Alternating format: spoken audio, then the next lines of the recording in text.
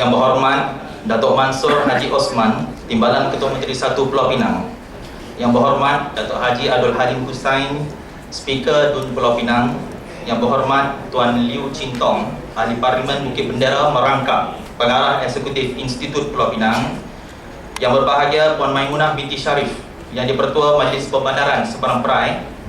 Yang berhormat Dr. Mujahid Yusof Rawa, Ahli Parlimen Parit Bunta. Yang berbahagia Datuk Abdul Rashid bin Ismail, Naib Presiden Persatuan Melayu Pulau Pinang, pemenang. Yang berusaha Saudara Steven Sim Chi Kiong, selaku Eksekutif Senior Kanan Institut Pulau Pinang. Yang berhormat Ahli Parlimen Malaysia dan Ahli Dewan Undangan Negeri Pulau Pinang, moderator dan barisan panelis Forum Nusantara. Tuan-tuan dan puan-puan yang saya hormati sekalian, Assalamualaikum warahmatullahi wabarakatuh. Salam sejahtera dan selamat datang, ahlan wa sahlan, ke Forum Nusantara. Pertama-tama kali, marilah kita bersama merafakkan kesyukuran kehadirat ilahi atas keizinannya dapat kita bertemu dalam majlis yang penuh makna pada hari ini. Selawat dan salam buat junjungan agung kita Muhammad sallallahu alaihi wasallam dan seluruh sahabat, imam dan para tabi'in. Hadirin dan hadirat yang dikasihi sekalian, demi memberkati insya-Allah majlis kita pada malam ini, majlis dengan segala hormatnya mempersilakan Al-Fadhil Ustaz Muhammad Nur Akram bin Muhammad Ali daripada Madrasah Madamul Ulum, Kumang Ulum, untuk membacakan doa. Majlis dengan ini mempersilakan.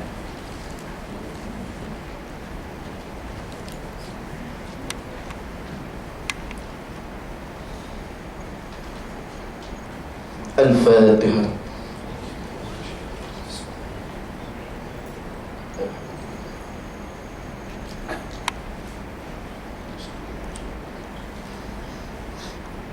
Bismillahirrahmanirrahim. Alhamdulillahirrabbilalamin. Wassalatu wassalamu ala sayyidina Muhammadin wa ala alihi wa sahbihi ajma'in. Allahumma asi akibatana fil umuri kulliha wa ajirna min hidzi dunya wa azabil akhirah. Allahumma arinal haqqa haqqa wa zuqna tiba'ah wa arinal batila batila wa arina ijtiba'ah. Allahumma ja'alna dinana din Nabi Muhammad sallallahu alaihi wasallam, wa islamana islam muslimin, wa imanana iman al-mu'minin, wa salatana salatan khashi'in, wa amalana amalan salihin, wa niyatana niyatan mukhlisin, wa zunubana ya Allah zunubana mustaghfirin, wa hayatana hayatan ulama, wa mautana bimauti syuhada, wa zurlati awliya alim wa salatu wassalam. Rabbana la tuzigh qulubana ba'da iz hadaitana wa hab lana min ladunka rahmah innaka antal wahhab. ربنا آتنا في الدنيا حسنة وفي الآخرة حسنة وقنا عذاب النار وقنا عذاب النار وقنا عذاب النار. وصلى الله على سيدنا محمد وعلى آله وصحبه وبارك وسلم. سبحانك عما يصفون والسلام على المرسلين والحمد لله رب العالمين.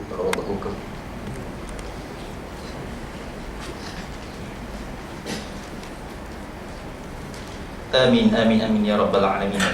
Majlis mengucapkan terima kasih di atas bacaan doa pembuka majlis sebentar tadi. Saudara dan saudari sekalian, majlis dengan ini diteruskan lagi dengan mempersilakan Yang Berhormat Tuan Liu Chintong, Ahli Parlimen Bukit Bendera Merangkap, Pengarah Eksekutif Institut Pulau Pinang, untuk menyampaikan ucapan adu-aduan beliau. Dipersilakan.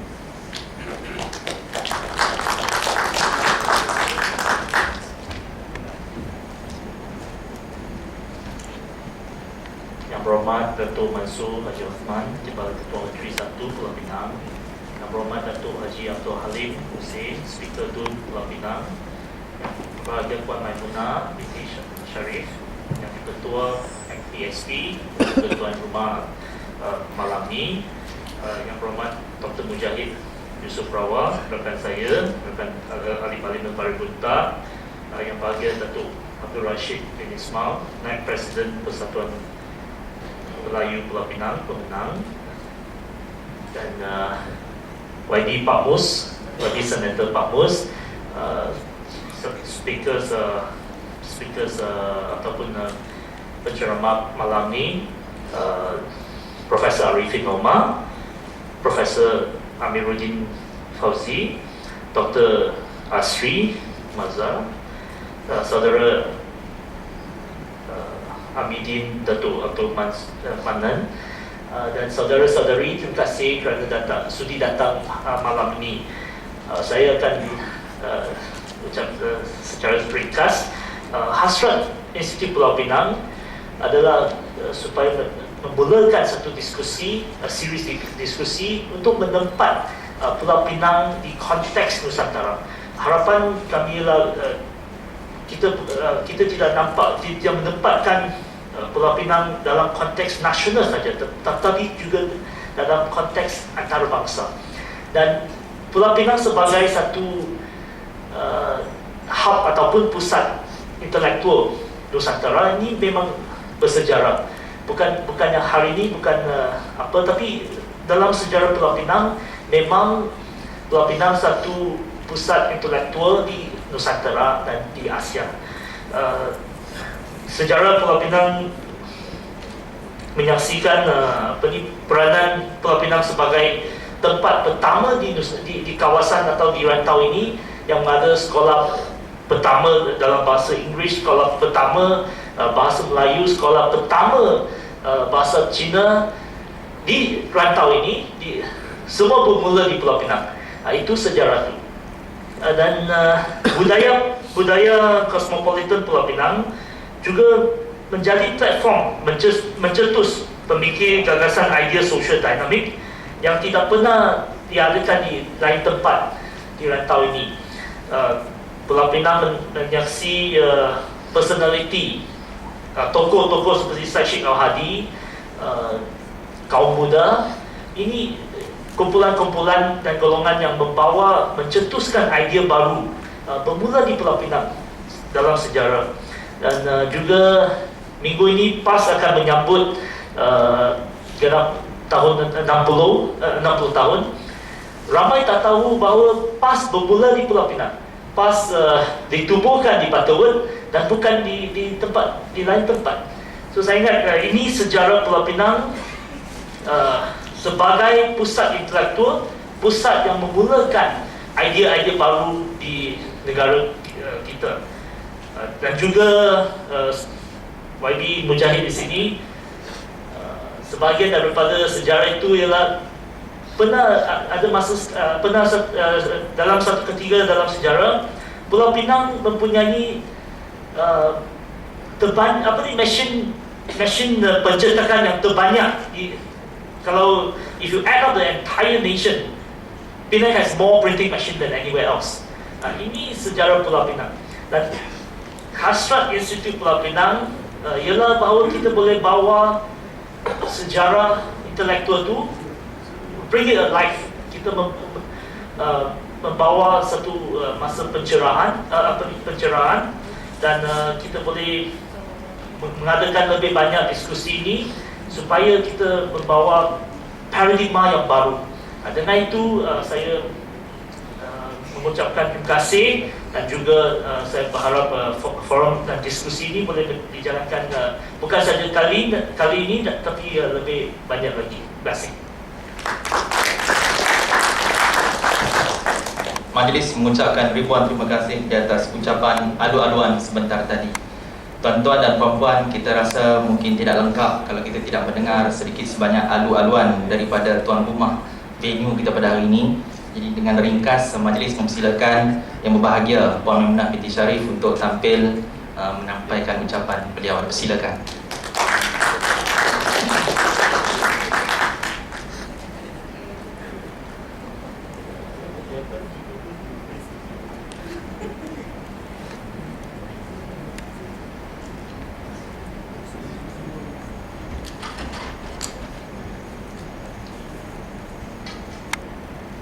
Terima kasih saudara majlis. Yang berhormat Datuk Mansur Haji Osman, Timbalan Ketua Menteri 1 Pulau Pinang. Yang berhormat Datuk Haji Abdul Halim, Speaker Dewan Undangan Negeri Pulau Pinang. Yang berhormat Tuan Liu Ciuntong, Ahli Parlimen Bukit Bendera, merangkap Pengarah Eksekutif Institut Pulau Pinang. Yang berhormat Dr. Mujahid Yusof Rawah, Ahli Parlimen Paribunta. Yang berbahagia Datuk Abdul Rashid bin Ismail, Naib Presiden Persatuan Melayu Pulau Pinang, pemenang. Yang berusaha Saudara Steven Sim Chi Keong, Eksekutif Senior Kanan Institut Pulau Pinang yang juga merupakan ahli Majlis Pembandaran Seberang Pride, Yang Berhormat Ahli Parlimen Malaysia dan Ahli Dewan Undangan Negeri Pulau Pinang, Moderator Barisan Panel Forum Nusantara, ahli-ahli Majlis Pembandaran Seberang Pride, tuan-tuan dan puan-puan yang saya hormati, Assalamualaikum warahmatullahi wabarakatuh, salam sejahtera dan selamat petang. Saya tak prepare speech ni wabi ni tengah denda saya. Okey, terutama sekali saya ingin mengucapkan ribuan terima kasih dan berbangga kerana pihak Penang Institute memilih Majlis Pembandaran Seberang Pride sebagai titik pertama permulaan untuk forum Nusantara ini. Saya bagi warga Majlis Pembandaran Seberang Pride mengalu-alukan dan berasa amat bangga dengan kehadiran tuan-tuan dan puan-puan untuk sama-sama bersama dengan kita untuk mendengar forum pada malam ini. Saya juga berharap supaya kita dapat menyingkap sejarah, mengupas cabaran sedia ada demi merancang masa hadapan, sama ada masa hadapan untuk Seberang Pride dan ataupun di pulau dan seterusnya untuk negeri Pulau Pinang. Untuk tuan-tuan dan puan-puan, Seberang Pride sebenarnya mempunyai potensi pembangunan sama ada untuk fizikal, ekonomi, sosial dan intelektual. Kadang-kadang bila kita berkata tentang Pulau Pinang, ada masa kalanya kita lupa Seberang Pride. So malam ini saya nampak bahawa Kerajaan Negeri tak lupa pada Seberang Pride. So oleh itu malam permulaan ataupun kali pertama forum ini diadakan dan memilih Auditorium Majlis Pembandaran Seberang Pride untuk memulakan forum seperti ini. Saya berharap forum seperti ini akan dapat diteruskan untuk topik-topik yang lain. So dengan bermulanya forum ini menandakan Kerajaan Negeri amat prihatin akan perkembangan dan potensi untuk kita sama ada di Seberang Pride dan juga di pulau. Akhir kata, saya ingin mengucapkan ribuan terima kasih kepada Kerajaan Negeri dan juga Penang Institute kerana telah pun bersama-sama kita pada malam ini, dan semoga insyaAllah kita akan dapat bersama-sama untuk mendapatkan forum-forum yang lain supaya kita dapat mencapai seperti yang saya nyatakan tadi, Seberang Pride, komplement bahagian pulau, dan ini akan dapat mencapai International City bersama-sama. Dengan itu, saya ucapkan dengan ribuan terima kasih. Assalamualaikum warahmatullahi wabarakatuh.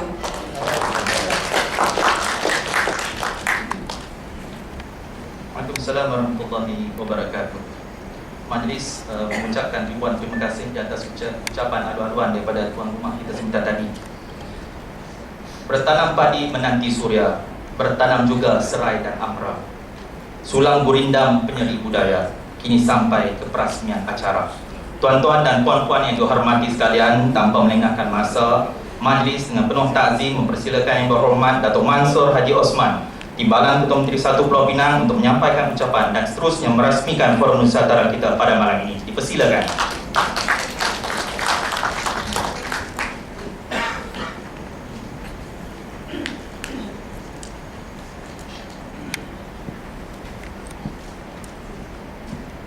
Assalamualaikum warahmatullahi wabarakatuh.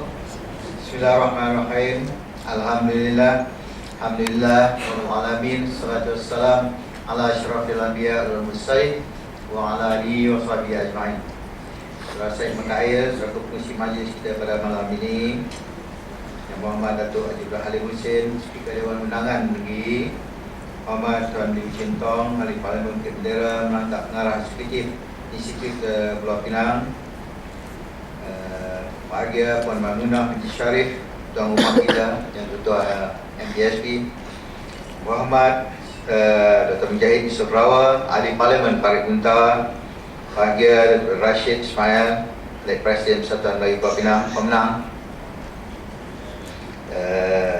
Yang Berhormat Ahli Parlimen Malaysia yang bersama dengan kita hari ini, saya Tuan Pak Mahmud berada, dan ahli-ahli panel, rakan-rakan saya daripada USM, dan Saudara Zamidi daripada ABIM, tuan-tuan dan puan-puan yang saya hormati sekalian. Terlebih dahulu, marilah kita sama-sama panjatkan kesyukuran kehadirat Allah SWT kerana berpeluang untuk berkumpul sekali lagi bagi meraihkan majlis yang cukup bermakna ini. Dan ini merupakan majlis ilmu yang julung kali diadakan di MPSB ini dan juga di negeri Pulau Pinang bagi merangsang perbincangan mengenai hala tuju keintelektualan negeri Pulau Pinang ini. Di kesempatan ini saya ingin mengambil peluang untuk mengalu-alukan dan mengucapkan jutaan terima kasih pada ahli-ahli panel kita, semua sahabat-sahabat saya, Pak Sarifin, Pak Fauzi, Dr. Muhammad Asri dan Zawidi, kerana turut bersama-sama dengan kita dan berkongsi idea dan pandangan terhadap perkembangan Pulau Pinang sebagai hub intelektual. Dan saya ingin mengucapkan terima kasih pada pihak Ibu Setia kerana sudi mengundang saya untuk menyampaikan ucapan perasmian pada malam ini. Dan tahniah juga saya ucapkan kepada Institut Pulau Pinang yang kini dikenal, dulunya Seri, sekarang ini dikenali sebagai Penang Institute, atas kejayaan menganjurkan majlis pada hari ini, terutama sekali pada beliau Cintong yang merupakan pengarah eksekutif Institut Pulau Pinang. Dan saya juga terima kasih kepada Puan Mamunah selaku tuan rumah kita yang memberi kesempatan kepada kita untuk menggunakan dewan yang ada pada malam ini. Tuan-tuan dan puan-puan yang dirahmati sekalian, pengambilan Pulau Pinang oleh Francis Light pada 11 Ogos 1786 merupakan titik penting dalam catatan sejarah negeri ini khususnya, kerana pengambilan ini menandakan bermulanya kemasukan kuasa Inggris ke negeri-negeri Melayu. Dan sejak itu Pulau Pinang terpisah daripada Kesultanan Melayu Kedah dan mula mencipta identiti sebagai sebuah koloni Inggris, maknanya sebagai sebuah penjajah Inggris, walaupun ada sejarawan kita, negara kita ini yang mengatakan Malaysia ini tak pernah dijajah. Dan ironinya pula, meskipun cara pengambilan ini penuh dengan penipuan dan dikecam oleh pentadbir kolonial itu sendiri, namun tidak banyak yang dilakukan oleh orang-orang tempatan untuk membetulkan ketidakwajaran dalam gambaran sebenar tentang peristiwa dan kesan pengambilan tersebut. Dan Inggris terus diiktiraf sebagai pembuka negeri, sementara yang terpinggir ialah kisah masyarakat yang lebih awal muncul di negeri ini. Dan justru kajian yang dijalankan oleh Universiti Sains Malaysia seperti yang terkandung dalam buku sejarah awal Pulau Pinang yang diterbitkan dalam tahun 2008 cuba meninjau sejarah Pulau Pinang sebelum 1786 agar kisah masyarakat yang tersingkir dalam aliran dan catatan sejarah kebangkitan ataupun kebangsaan dapat dikembalikan ke tempatnya. Jadi tuan-tuan dan puan-puan yang dimuliakan, catatan yang dibuat oleh McAllister, Kapten dan Komander pasukan Meriam Bengal yang berpengkalan di Pulau Pinang pada awal abad ke-19 mengukuhkan hakikat bahawa orang asal merupakan pembuka negeri ini, masyarakat Melayu khususnya pada masa itu. Dan menurut McAllister, sewaktu pengambilan Pulau Pinang pada tahun 1786 itu terdapat 2 hingga 3 orang penduduk asal pulau ini yang menyara kehidupan dengan menjadi nelayan, mencari damal dan minyak kayu. Dan beliau sempat menemui salah seorang penduduk asal itu, ini mengikut catatan asal itu, yang memberitahu bahawa lebih kurang 60 tahun yang lalu terdapat lebih daripada 2,000 orang mendiami pulau ini. Dan cerita penduduk asal itu dilihat oleh McAllister mempunyai kebenarannya berdasarkan penemuan tanah perkuburan seluas 2 batu persegi di Pulau Pinang. Itu dalam catatan tahun 1802. Dan gambaran yang sama diberikan oleh Sir George Lees yang menjadi gubernur yang pertama di Pulau Pinang dari tahun 1800 hingga 1804. Dan saya menyebut tentang tanah perkuburan Melayu dan penduduk awal yang terdapat di negeri ini kerana George Diaz turut menyebut tentang kewujudan satu laluan kapal yang baik, satu laluan kapal yang baik hala ke selatan dari pelabuhan di Tanjung Penaga, dia panggil masa itu. Dan justru kebenaran sejarah bahawa Sir Francis Light yang membuka Pulau Pinang adalah kurang tepat berdasarkan penemuan-penemuan sejarah dan catatan yang dibuat ini. Tuan-tuan dan puan-puan yang dimuliakan, demikianlah sedikit coretan mengenai sejarah awal Pulau Pinang secara ringkas. Namun pada hari ini kita perlu membincangkan mengenai cabaran-cabaran yang bakal Pulau Pinang hadapi untuk menjadikan negeri ini sebagai hub intelektual. Dan untuk itu saya merasakan ada keperluannya untuk saya menegaskan semula beberapa episod penting sejarah pendidikan Pulau Pinang ini. Kita tidak dapat dan tidak perlu menyebut nama Syed Syekh Al-Hadi, yang seperti yang disebutkan oleh beliau tadi, Syed Syekh Hadi, yang merupakan tokoh yang sangat berjasa pada negeri ini. Dan sebagai seorang cendekiawan ulung, Syed Syekh Al-Hadi menyedari bahawa pendidikan adalah medan ke arah pembinaan jiwa yang murni bagi bangsanya. Dan ini terungkap dalam tulisan beliau di Akhbar Saudara yang berbunyi, "Wahai sekalian ikhwan Timur yang sedang lenyap di dalam tidurnya." Ini nukilan Syekh Al-Hadi. "Wahai sekalian saudara kami yang sedang lena bersedap-sedap di dalam keelokan mimpinya, memadailah dan memadalah tidurmu itu kerana telah melampaui sangatlah sudah daripada sempadan mengambil kesenangan bilangan pengsan atau orang mati yang bernafas. Dan bangunlah segera, sapulah mata daripada bekas tidur yang membunuh itu." Ini nukilan cendekiawan awal pada masa itu.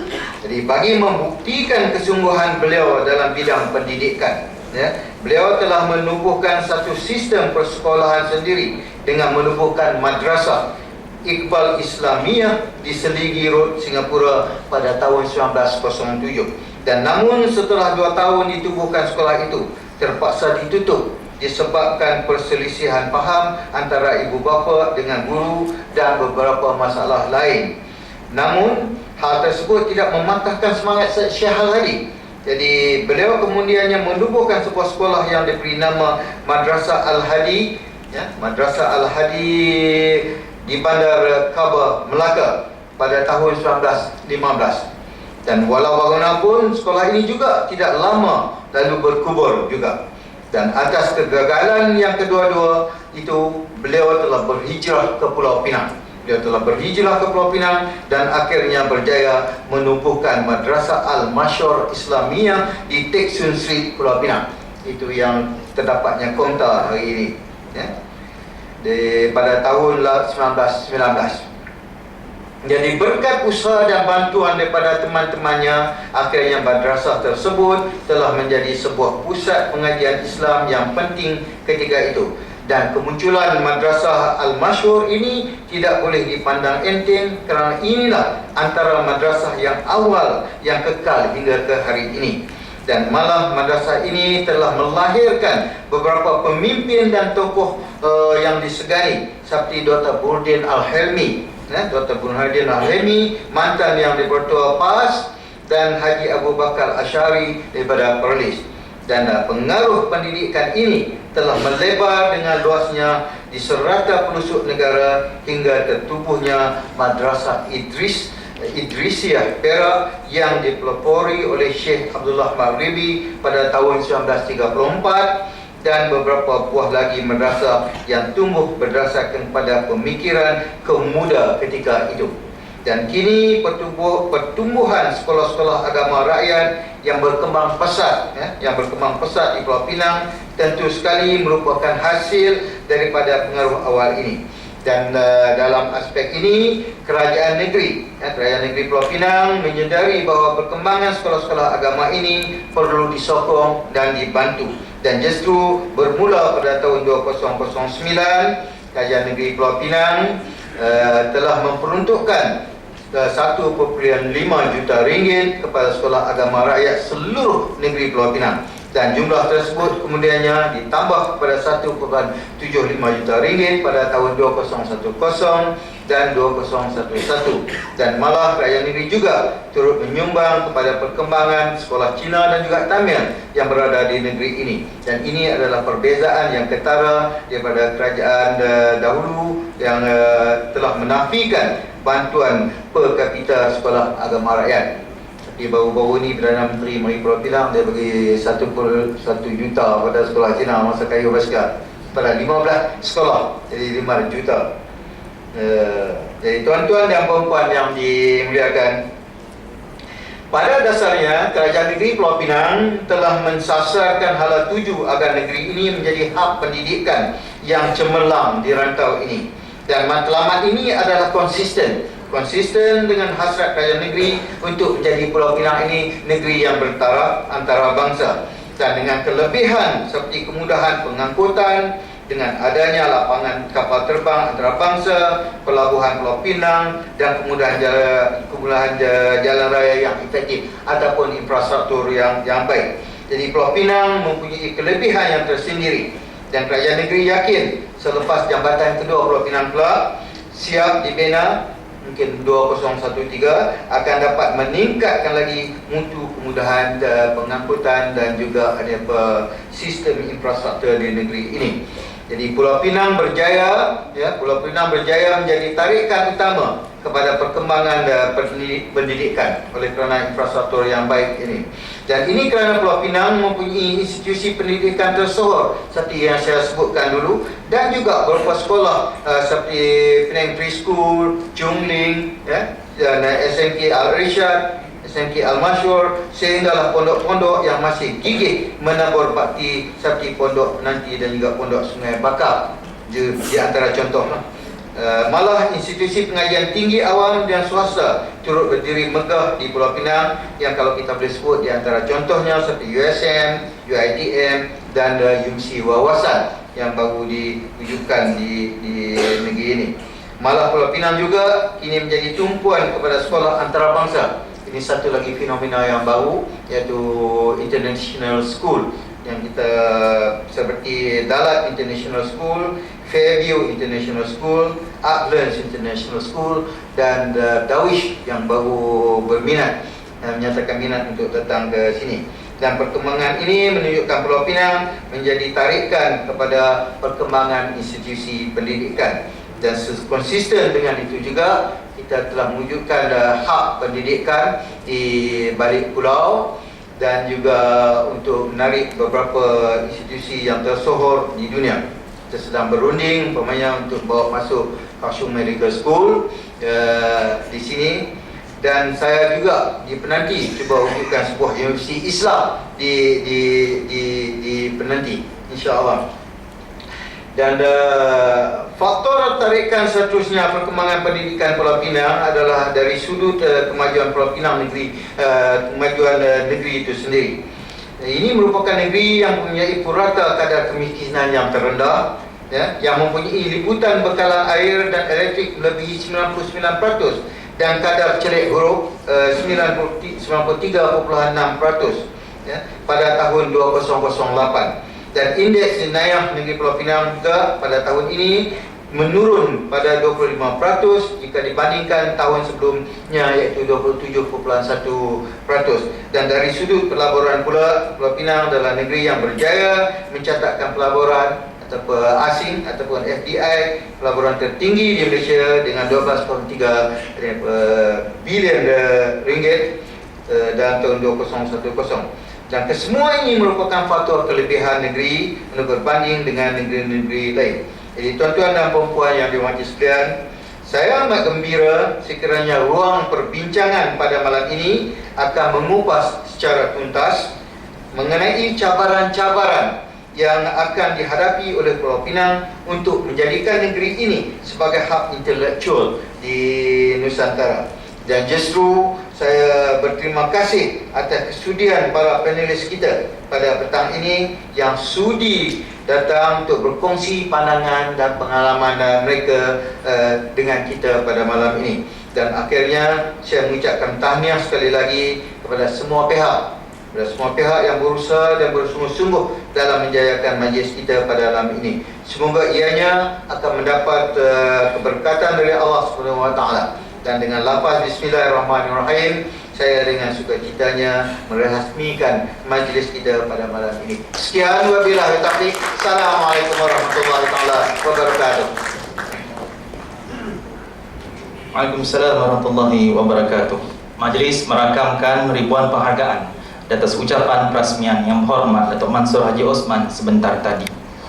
Seterusnya tuan-tuan dan puan-puan, saat yang kita nantikan, saya dengan ini tanpa lengah terus menjemput Yang Berbahagia Prof. Madya Dr. Amiruddin Fauzi Bahodin daripada Pusat Pengajian Perumahan, Bangunan dan Perancangan USM. Beliau adalah merupakan moderator kita pada malam ini untuk tampil ke pentas dengan semua panelis kita untuk memulakan forum kita pada malam ini. Majlis dengan penuh takzim mempersilakan. Jadi kita beri tepukan hangat kepada semuanya.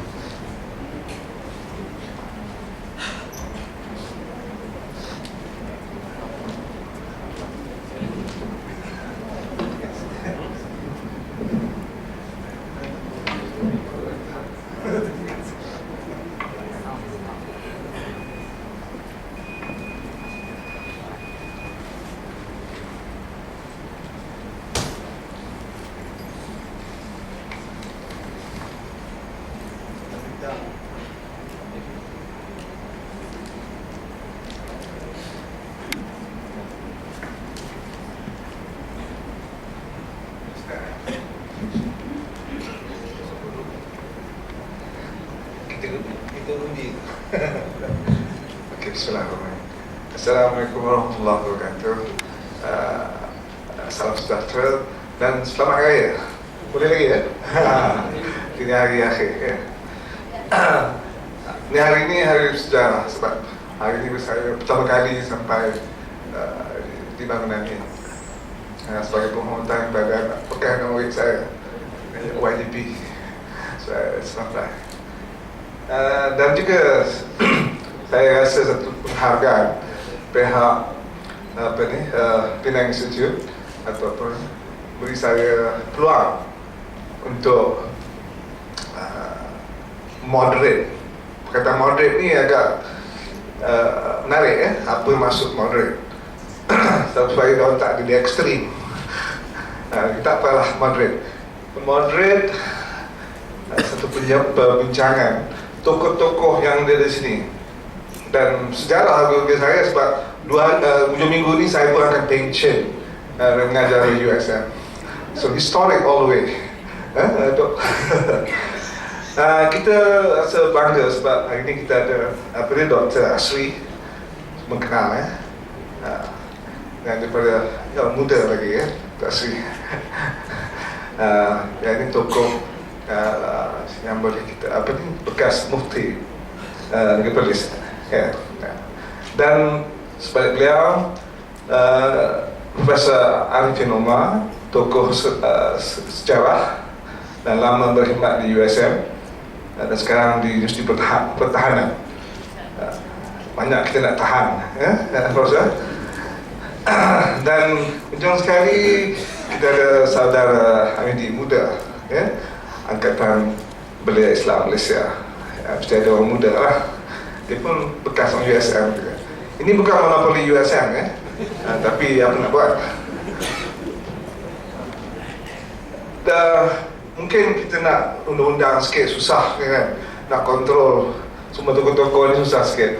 Jadi kita mungkin untuk permulaannya kita nak cuba fokus kepada apa yang kita maksud dengan hub intellectual Nusantara.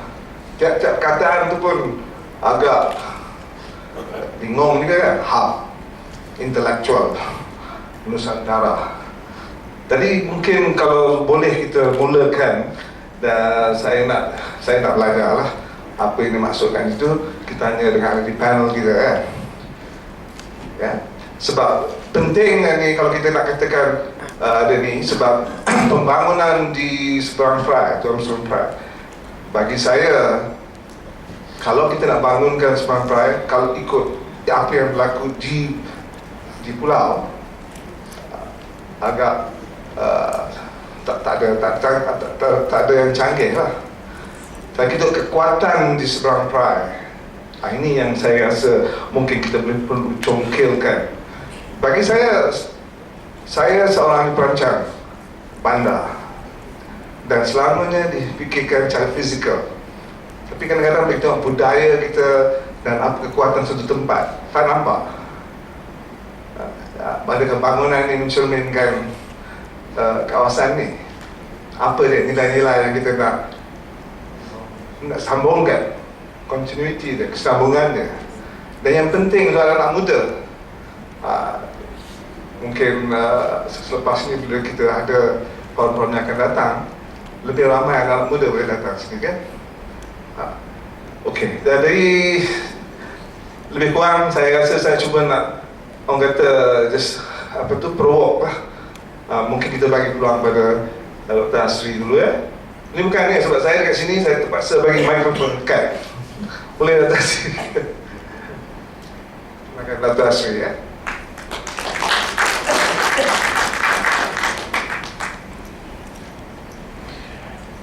Assalamualaikum warahmatullahi wabarakatuh. Alhamdulillah. Wassalatu wassalamu ala Rasulillah. Mengurusi rakan-rakan di panel, tetamu-tamu kehormat, Datuk Timbalan Ketua Menteri, Datuk Speaker dan lain-lain. Saya duk jangka saya dapat last. Saya masa duk datang tadi fikir benda apa nak cakap ni. Tapi tak apalah. Saya ingin ajak kita untuk ini tentang masalah intelektual. Kerana kita ini satu perkataan, tadi pengusi kita setiap perkataan yang ada makna. Dan ini juga satu perkataan yang mungkin barangkali kebelakangan ini agak menakutkan. Kerana golongan yang dianggap intelektual ini sudah mengelirukan banyak orang dalam dunia ini. Saya balik kepada masalah Pulau Pinang. Tadi Datuk Timbalan Ketua Menteri dan YB Cintong juga sebut bagaimana ramai tokoh-tokoh lahir daripada sini. Syekh Al-Hadi apabila dia mendapat tekanan di tempat lain, dia datang ke Pulau Pinang. Abu Bakar Asy'ari, dia daripada sini, kemudian dia membuat gerakan pembaharuan di Perlis. Kita dapati Mustafa Abdul Rahman yang merupakan seorang penulis besar yang ada rumahnya di Tanjung Tokong, yang dia telah sekarang karyanya iaitu tafsir Syekh Mustafa Abdul Rahman ini dianggap salah satu karya yang paling baik dalam tafsir yang tak pernah ditulis oleh orang Melayu sebelumnya. Dan saya akui, kalau sekiranya kita ada Hamka yang menulis tafsir di Indonesia, Mustafa Abdul Rahman menulis tafsir dengan begitu baik, walaupun sebahagian juzuknya itu tertinggal ataupun hilang. Tapi ada pelajar kita yang mendapat PhD kerana mengkaji tulisan Mustafa Abdul Rahman di UAE. Dia merupakan tokoh besar. Sesiapa yang membaca tafsir Mustafa Abdul Rahman dapat melihat bagaimana ketajaman pemikirannya dalam membicarakan tentang tafsir yang bersifat semasa.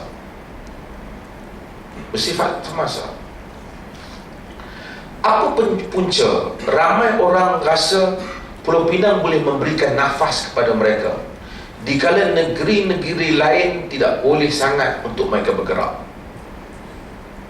Ketika itu, kalau kita nak bincangkan tentang hak intelektual ini, Mungkin agak sensitif. Sekarang ni zaman semua perkara dipolitikkan. Saya pun seriau nak cakap ni. Tapi tak apalah, kita kira ini satu perbincangan. Saya kata antara perkara yang menghalang nilai-nilai intelek dalam kehidupan manusia ini ialah kongkongan pihak yang berkuasa. Apabila pihak berkuasa mengongkong ilmu dan menentukan hala tuju ilmu dan bahkan menentukan inti kandungan ilmu, maka rakyat tidak dapat menerima fakta yang benar. Di Pulau Pinang sedikit ada kelebihan, bukan Pulau Pinang dan bahkan negeri-negeri selat. Orang Melayu mungkin sensitif, tapi dengar elok lah, nak pergi salah tafsir pula. Orang Melayu, saya hormat, kita ada Profesor Muhammad Saleh depan kita, pakar tentang buku-buku Kesultanan Melayu. Orang Melayu ada nilai-nilai feudal yang tinggi kepada mereka dulu. Sekarang saya tak tahu, asal nampak macam masih tinggi lah. Nanti saya cek dengan Ibrahim Ali. Orang Melayu ada nilai-nilai kesetiaan yang kadang-kadang menyebabkan mereka tidak boleh berfikir daripada kerangka yang ditentukan kepada mereka. Saya tidak menyalahkan Kesultanan Melayu, tetapi sifat mengampu sebahagian orang yang mendekati institusi itu telah menyebabkan kongkongan terhadap rakyat. Sekarang dunia memperkatakan tentang civil society, memperkatakan tentang hak masyarakat awam dalam membangunkan diri mereka sendiri tanpa pergantungan kepada kerajaan.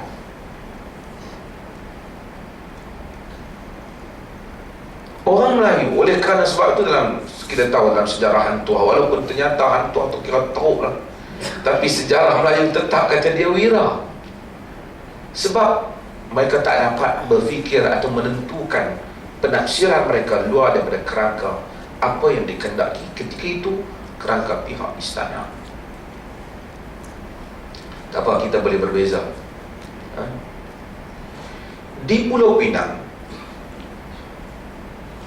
di samping ada kelemahannya, kongkongan ini tak ada. Disebabkan faktor-faktor sejarah. Maka kalau nak buat apa-apa datang ke sini, maka terbebas individu itu daripada kongkongan istana, kuasa istana. Saya bukan kata Sultan baik ataupun tak baik, saya tak cakap soal itu. Tapi saya bercakap soal yang dikeliling yang menggunakan kuasa Sultan itu. Lihat apa yang berlaku kepada Zamba, bukunya diharamkan di Perak. Buku perangai bergantung kepada diri sendiri yang ditulis oleh Zamba tidak dapat dinikmati ilmu itu kerana diharamkan di negeri-negeri yang ada Sultan.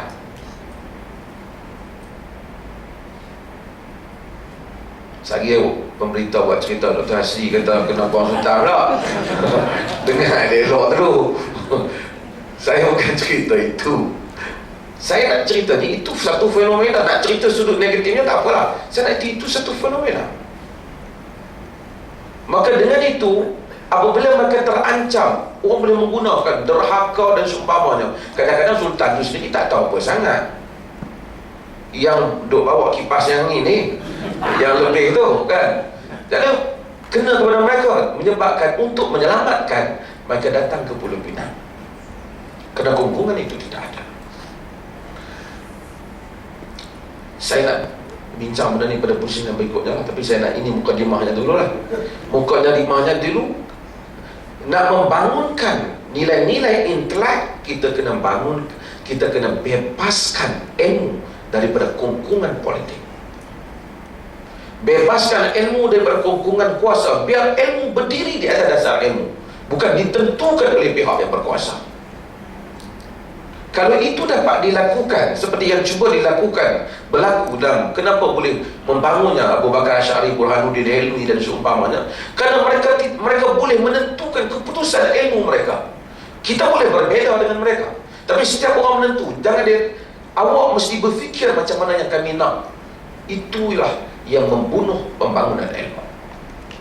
Dan Pulau Pinang ada peluang itu dalam masa yang lepas, dan masih ada peluang itu dalam masa sekarang ini jika diatur dengan cara yang betul. Dan saya akan kembali pada pusingan yang berikut nanti. Terima kasih.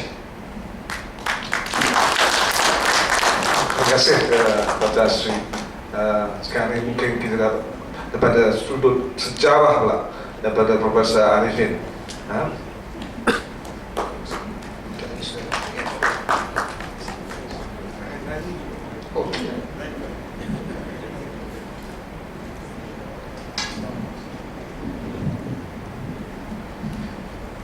Terima kasih saudara pengurusi. Yang berhormat Datuk Mansor Haji Osman, Timbalan Ketua Menteri 1 Pulau Pinang. Yang berhormat Datuk Haji Abdul Halim Hussein, Speaker Dun Pulau Pinang. Yang berhormat Tuan Lee Ho Jin Tong, Ahli Parlimen Bukit Bendera, Merangkap Negara Eksekutif Institut Pulau Pinang. Yang berbahagia Puan Maimunah binti Syarif, Yang di-Pertua Majlis Perbandaran Seberang Perai. Yang berhormat Dr. Mujahid Yusof Rawat, Ahli Parlimen Parit Bunta. Yang berbahagia Datuk Abdul Rashid bin Ismail, Naib Presiden Persatuan Melayu Pulau Pinang Menang. Yang berusaha Saudara Steven Sim Jikyong, Eksekutif Senior Kanan Institut Pulau Pinang. Yang berhormat Ahli Parlimen Malaysia dan Ahli Dewan Undangan Negeri Pulau Pinang, moderator dan barisan panelis, para peserta, tuan-tuan dan puan-puan yang saya hormati. Topik ini memang satu topik yang rumit, batasannya memang luas. Kalau nak bincang secara perinci itu mengambil masa yang banyak lah. Tapi saya akan cuba sejauh mana yang boleh ringkaskan pandangan saya. Memang saya setujulah dengan apa yang telah dikemukakan, bahawa pada masa dulu benar-benar Pulau Pinang merupakan satu hub intelektual Nusantara. Kalau kita rujuk sajalah pada sejarah, sekolah-sekolah yang begitu bermutu tinggi dalam bahasa Inggris, bahasa Cina, pernah berdiri di Pulau Pinang. Kalau kita rujuk kepada apa yang ditulis oleh sarjana-sarjana asing, negeri Pulau Pinang pun menjadi pusat penyebaran agama yang lain. Misalnya, Gereja Roman Katolik mempunyai seminarinya di Jalan College General, di mana padri untuk Asia Tenggara dilatih. Kalau kita rujuk kepada Queen Kate Loxi, di situ juga sami-sami dilatih. Ada juga sekolah-sekolah agama Islam seperti apa yang telah disampaikan oleh Datuk Mansor tadi. Memang benar, asasnya sudah ada. Dan bukan itu saja. Intelektualisme itu bukan hanya terikat kepada pengetahuan, tapi juga kepada budaya. Penting. Dulu kalau kita rujuk kepada Pulau Pinang, banyaklah budaya-budaya Melayu didapati. Siapa yang berubah tentang Boreal dan juga bangsawan? Mana asal yang disebut? Kalau bukan dari Pulau Pinang dan dikembangkan. Tetapi pada hari ini kalau kita nak cari di manalah adanya Boreal dan bangsawan, ini sudah jadi satu memori yang lepas. Tak ada lagi. Dan ini satu tanda yang tak sihat, tak elok, dan mencerminkan keadaan yang didapati pada hari ini. Kenapalah intelektualisme terbantu di Pulau Pinang? Apakah halangan-halangan dan rintangan-rintangan yang kita menghadapi pada masa sekarang? Sebahagian daripada jawapannya telah disampaikan oleh saudara kami Asri, Dr. Asri. Tapi bagi saya yang amat penting, kebebasan harus diberi kepada rakyat. Kebebasan dari segi budaya, kebebasan untuk memikir, kebebasan untuk berpolitik. Jangan pula jika seseorang itu menyertai suatu pertubuhan politik yang lain daripada yang berkuasa di peringkat persekutuan itu, pula mereka dicap sebagai pengkhianat, pembelot dan lain-lain. Ini perkara biasa. Tapi bukankah kita mempunyai kematangan politik sekarang? Tak payahlah kita cap mereka sebagai pengkhianat. dan popular. Yang penting juga, kita pun harus sedar, ya, Pulau Pinang ini mempunyai banyak sekolah-sekolah yang bermutu tinggi. Misalnya Penang Free School, Sekolah St. Xavier's, St. George's, Convent Light Street, sekolah Roshore, Hancang, Changling. Tapi malangnya pelajar-pelajar yang keluar daripada sekolah-sekolah ini termasuk juga di University Science, termasuk juga di college-college, universiti yang lain, tak dapat mencapai tahap antara manusia. Kita jangan lupa, pada tahun 60-an sehingga 70-an, ramai daripada Rhodes Scholar, Colombo Plan Scholar, semua datang dari mana kalau bukan daripada negeri Pulau Pinang. Satu keistimewaan orang Melayu di Pulau Pinang ialah kebolehan mereka untuk menguasai pelbagai bahasa. Right or not? It's a fact. Tapi sekarang kita telah terpukul. Kita telah digalak supaya janganlah belajar bahasa-bahasa yang lain, hanya bahasa Melayu saja. Janganlah bergaul dengan bangsa-bangsa yang lain. Apa sebabnya? Kerana adalah sekelompok ahli politik yang takut jika Melayu terdedah kepada idea-idea yang baru, cabaran-cabaran yang baru, maka kedudukan mereka akan terancam. Dan inilah satu masalah yang kita di Pulau Pinang menghadapi. Begitu lamalah kita terkongkong. Selalunya kita diberi nasihat, think out of the box, think out of the box. Tapi kalau kita diletak dalam box, itu macam mana nak think out of the box? Box itu telah menjadi macam satu keranda intelektual. Inilah yang jadi masalah yang kita menghadapi pada masa sekarang. Macam manalah kita nak melepaskan diri dalam keadaan sendiri? Apakah cabaran yang kita menghadapi? Satu ialah kita harus ingat, yang berkuasa, yang menentukan masa depan sesuatu negara bukan sebenarnya the government of the day, tapi rakyat yang menentukan. Kuasa terletak di tangan mereka. Mereka lah yang harus menentukan agenda kemajuan negara. Misalnya dalam sesuatu kemajuan, sesuatu pembangunan yang dirancang, apa salahnya kalau para perancang itu rujuk kepada rakyat, supaya rakyat dapat menentukan apa yang diperlukan oleh mereka. Misalnya kalau kita tengok saja di Pulau Pinang, apa yang sedang berlaku berpuluh-puluh tahun ini, sebelum keadaan politik telah ubah pada tahun 2008. Semua yang dibuat itu tak dirujuk kepada rakyat. Dulu kita mempunyai satu sistem pengangkutan awam yang begitu elok, bagus, keadaan ekonomi pun elok. Sekarang kita hidup dalam keadaan yang begitu teruk dari segi ekonomi. Nak majukan diri pun bukan main susah. Inilah masalah yang kita menghadapi pada masa sekarang. Dari segi pendidikan pun, walaupun universiti-universiti itu didirikan ada di Pulau Pinang, entah Universitas Sains berpuluh tahun berdiri, tapi malamnya kalau kita hantar pelajar-pelajar itu di luar negeri untuk melanjutkan pelajaran mereka, mereka menghadapi banyak masalah kerana tak boleh bersaing setara dengan pelajar-pelajar yang lain. Apa sebab itu? Kerana dari segi pengetahuan yang mereka dapat memperolehi di universiti itu tak mantap, tak modern. Baguslah, kenapa begitu? Why are we in such a situation? Kerana mereka yang merancang sistem pendidikan negeri ini dan negara ini, mereka tidak ingin memajukan universiti-universiti yang sedia ada, college-college yang sedia ada. Universiti-universiti dan college-college dikongkong dengan peraturan-peraturan yang sebenarnya dah luput, out of date. Misalnya University dan University Colleges Act, mana pula ada statute, undang-undang seperti yang ada di Australia? Tak ada, you don't have it. You don't have this kind of rules in Australia. Tak ada di England. Kebebasan berfikir, kebebasan pendidikan ada, tapi di Malaysia ni, no. Why is that so? Adakah ini satu cara yang digunakan untuk mengawal dan mengawasi penduduk negara ini? Itu sebabnya apa yang kita sedang menghadapi di negara ini, termasuk di Pulau Pinang juga, ialah suatu konflik kelas.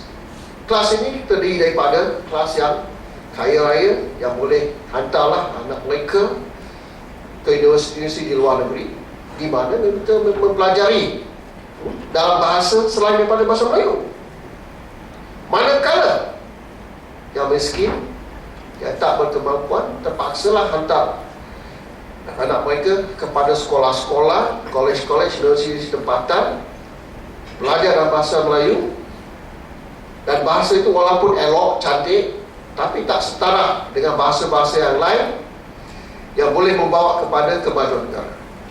Selalunya kalau saya buat kenyataan macam ni, saya dicabar oleh ramai daripada pendengar-pendengar yang mengatakan, well, if the Japanese don't have to study English and they can progress and be dynamic, why can't we do the same? Yalah, saya setuju lah, tapi ada satu faktor yang kita harus ambil kira. Di negara Jepun, jika terdapatnya jurnal-jurnal saintifik yang baru diterbitkan atau buku-buku yang baru diterbitkan, tak sampai seminggu buku itu telah diterjemahkan dalam bahasa Jepun dan kemudian diedarkan. Tapi kalau kita tengok saja di negara ini, kita harus bertanya lah, when was the last good academic book translated by Dewan Bahasa dan Pustaka daripada bahasa Inggeris ke bahasa Melayu? Hampir tidak ada. Kenapa begitu? Dan itu sebabnya saya berpendapat yang sebenarnya mengagalkan bahasa Melayu sebagai satu bahasa yang progresif, yang boleh digunakan untuk memajukan orang Melayu itu bukan orang Melayu sendiri, tapi mereka yang berkuasa, yang mempunyai kebolehan untuk memajukan bahasa Melayu, hanya mereka tak mahu berbuat demikian. Inilah merupakan satu faktor yang penting, satu cabaran yang kita menghadapi. Yang kedua yang kita harus sedar ialah, kalau kita nak maju dari segi intellectualism, kita pun mesti maju dari segi ekonomi. Kalau dari segi ekonomi kita tak maju, jangan harap intelektualisme itu akan muncul. Ini tak muncul secara automatik. Mestilah ada faktor-faktor yang dapat mendorong kepada wujudnya intelektualisme. Dan kalau kita rujuk kepada sejarah, when do people start to think critically? Bila mereka membahaskan dan mendebatkan isu-isu penting tentang masa depan negara, tentang macam manalah nak mencari jalan untuk mengatasi masalah-masalah yang dihadapi.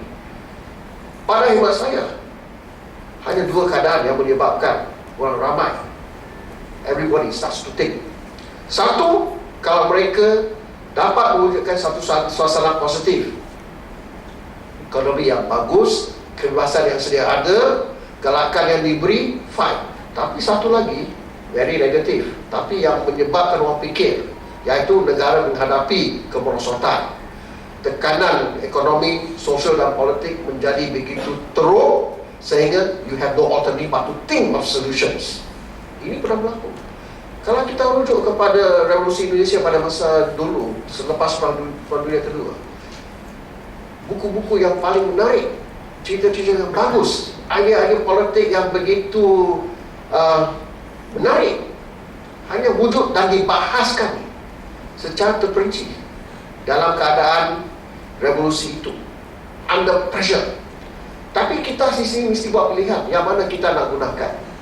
Keadaan di mana negara telah porak-poranda dan runtuh, dan terpaksa kita fikir untuk mencari jalan keluar daripada keadaan itu, atau kita wujudkan secara elok satu suasana yang positif, kemajuan ekonomi, kebebasan berfikir, kebebasan berpolitik dan berkumpul, kebebasan berbual untuk mewujudkan suatu perpaduan yang benar-benar tulen, atau pilihlah keadaan yang negatif. Inilah yang kita harus buat pada hari ini, kerana sekarang kita ada di simpang jalan, maju atau mundur. Dalam kedua-dua keadaan ini pun tiba masanya kita berfikir secara terperinci, apakah tindakan dan jalan yang kita harus ambil untuk mengatasi cabaran-cabaran yang ada, supaya Pulau Pinang wujud sekali lagi seperti dulu sebagai satu hub intelektual Nusantara. Terima kasih.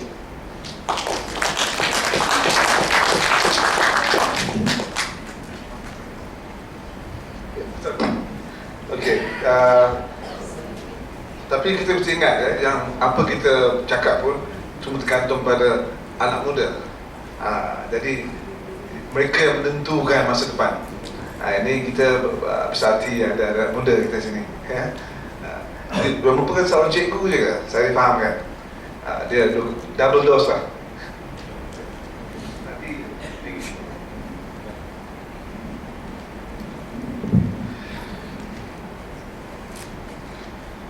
Bismillahirrahmanirrahim. Assalamualaikum warahmatullahi wabarakatuh. Alhamdulillahilladzi hadana li hadza wa ma kunna linahtadiya laula an hadana Allah. Asyhadu an la ilaha illallah wa asyhadu anna Muhammadan abduhu wa rasuluh. Salam sejahtera yang saya hormati, yang berhormat Datuk Mansur Haji Osman, Kepala Ketua Menteri 1 Pulau Pinang. Seterusnya kepada barisan tetamu kehormat kita, barisan panelis, seterusnya hadirin-hadirin yang saya hormati lagi saya kasihi. Bila kita sebut tentang cabaran Pulau Pinang sebagai hub intelektual Nusantara, ya, saya minta maaf, ya, saya bukan orang Pulau Pinang, setakat study kat USM, ya. Dari matrikulasi 1 dulu di Bukit Tajam di Sekolah Tun Syed Syekh Shahabuddin, Sekolah Sains. Kemudian menunjukkan pelajaran di USM. Bertemu jodoh pun di USM, tapi orang Johor Bahru, bukan orang Pulau Pinang. Dan sekarang menetap di Kuantan. Jadi kalau bercakap dari sudut orang muda, sebenarnya apa yang penting bila disebut tentang intelektual, dan tentulah persoalan intelektual bagaimana yang kita hendak lahirkan. Ya. Intelektual yang bagaimana yang hendak kita lahirkan, dan bagaimanakah sosok tubuh rupa intelektual itu yang hendak dilahirkan khususnya di Pulau Pinang. Kalau kita melihat satu tulisan yang ditulis oleh Profesor Dr. Muhammad Imarah, seorang pemikir di Mesir, ya, menerangkan bahawa kalau dulu pada zaman Yunani kuno, mereka sebut tentang intelektual, mereka meletakkan pemikiran itu adalah satu-satunya dan digandingkan dengan perkara-perkara yang tahyul. Apa yang dikehendaki ialah intelektual yang secara holistiknya, yang secara keseluruhannya menghayati, ataupun dengan kata lain, intelektual yang mempunyai roh. Berintelektual yang mempunyai roh ini, dia bukan sekadar bercakap daripada pemikirannya sahaja, tetapi dia juga bercakap secara bertanggungjawab untuk membangunkan manusia, untuk membangunkan negeri, untuk membangunkan rantau ini dengan lebih bertanggungjawab secara menyeluruh. Dan inilah sosok intelektual yang ditunggu-tunggu, yang dinantikan oleh umat manusia pada hari ini. Sebab kebanyakannya, bila kita sebut tentang intelektual, adalah intelektual yang terpisah antara rohani, pemikiran dan juga akhlaknya. Dan untuk itu, ya, untuk itu apa yang telah disebutkan tadi sebenarnya membuktikan bahawa masyarakat di Pulau Pinang ini perlu untuk mengembalikan keberanian. Berani. Sebab kalau kita bincang tentang pendidikan, dan sebagaimana Dr. Asri sebut tadi, ya, orang Pulau Pinang ini berani untuk menawarkan kepada umat, untuk menawarkan kepada masyarakat satu sistem pendidikan yang tidak ada di tempat lain. Sebab tu orang datang ke Pulau Pinang. Sebab kalau tidak, jangan harap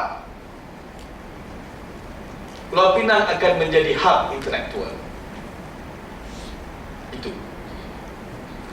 Dan dalam masa yang sama, apa yang kita lihat sekarang ini dalam sistem pendidikan kita tidak dapat untuk menjawab persoalan-persoalan kemanusiaan. Kita semakin kering. Dan sebenarnya sistem pendidikan kita ini takut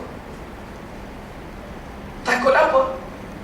Apabila semuanya akan diukur dengan sistem pendidikan di luar negara.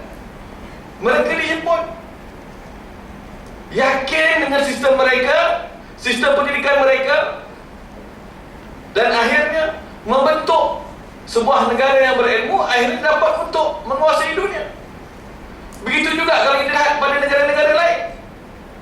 Justru itulah, ya, difikirkan keberanian.